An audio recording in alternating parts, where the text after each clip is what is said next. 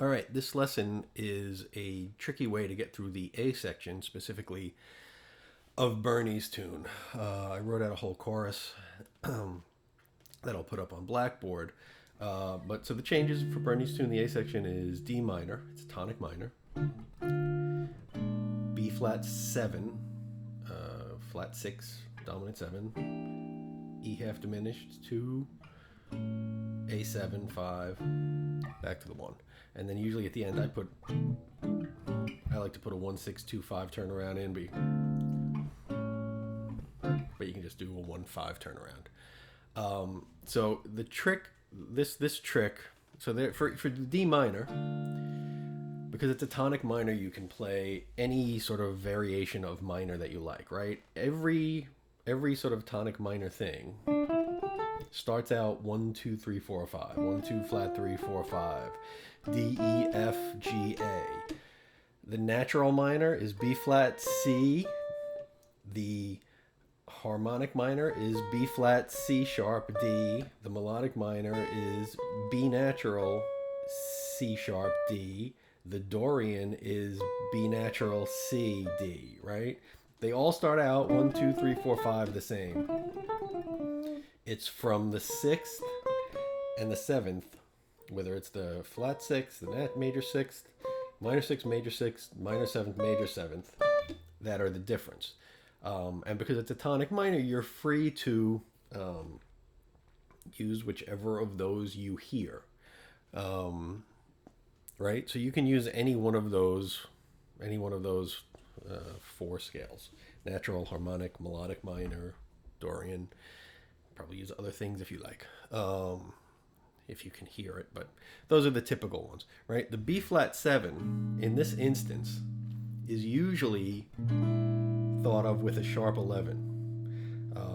Now, why is that? The note that's changing from the chord, the D minor, to the B flat, right? The A goes up to B flat, and the other A goes down to A flat, right? So that's the note that's changed. So if you take the first 5 of D minor again, if you just change that A to an A flat and go back to sort of the natural minor, what would be the notes of the natural minor, B flat C, you've only changed one note from the natural minor to the B flat Lydian dominant, which is, you change that A to the A flat.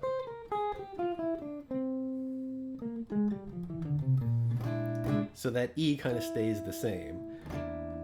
And then the next chord is an E half diminished.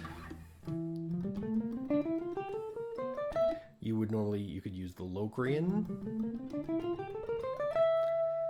For this specific example, I'm using sort of the Locrian with the major second. So it's 1 2 flat 3 4 flat 5 flat 6 flat 7. It's actually the G melodic minor from E to E.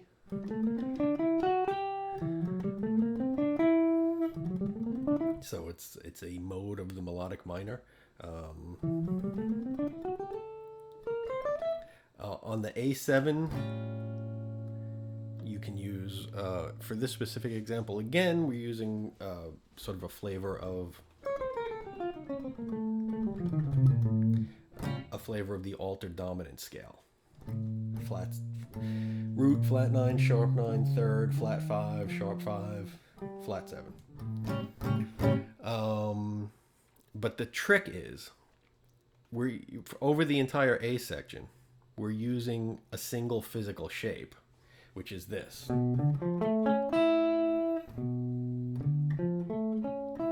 So if you started that out of context and just played it, it would be, it's B, D, F, A, C sharp, E.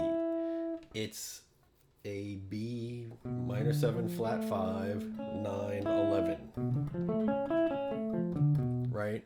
But the notes as related to D minor, which is our chord, which is our harmonic context, is it's the sixth. B is the sixth of D minor. D is the tonic. F is the third. A is the fifth. C sharp is the major seventh. And E is the ninth.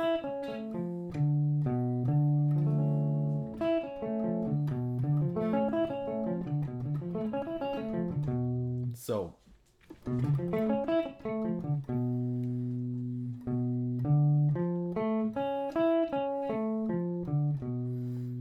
one, 3, 2, 1, 1, 4.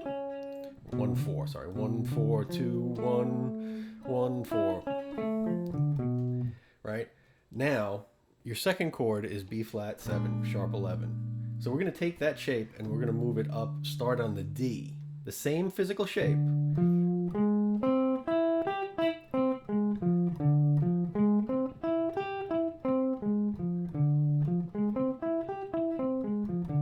And what you have on the B flat chord is the third, the fifth, the seventh, the ninth, the sharp 11th, and the 13th.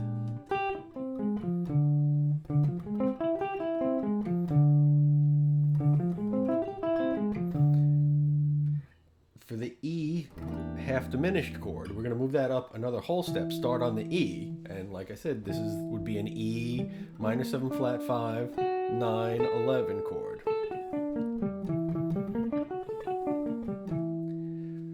For the A7, we're going to start it on the G, same physical shape. So once you've got that muscle memory of that shape under your fingers, we're just moving it around. So when you started on the G over an A7, it's the flat 7, the flat 9, the third, the sharp 5, the root, and the sharp 9.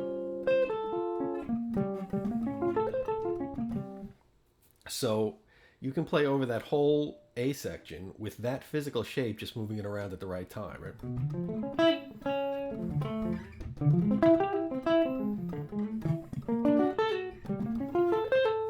And then the tonic.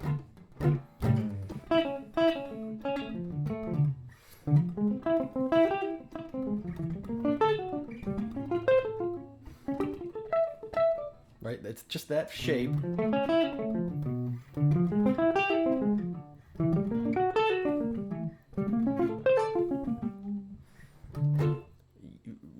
Moving it in the appropriate spot in the chords. I'll leave this one here.